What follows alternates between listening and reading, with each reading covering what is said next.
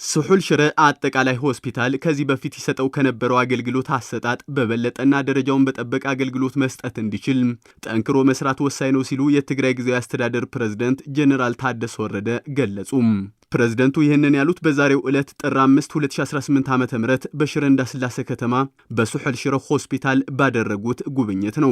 ሆስፒታሉ በቀጣይ ያለውን ራዕይ እንዲያሳካ ለማድረግ የረጅም ጊዜ ስትራቴጂክ እቅድ ሊኖረው ይገባል ያሉት ደግሞ የጊዜያዊ አስተዳደሩ ምክትል ፕሬዝዳንት አቶ አማኑኤል አሰፋ ናቸው። ሆስፒታሉ ከውድመት ወጥቶ እየሰጠው ያለው አገልግሎት የሚበረታታ እንኳ ቢሆንም ደረጃውን የጠበቀና በተገልጋዮች ፍላጎት ልክ እንዲሆን ሁሉም ሊረባረብ ይገባል ሲሉ የውሃና ኢነርጂ ቢሮ ኃላፊ አቶ ተክላይ ገብረመድህን አስረድተዋል።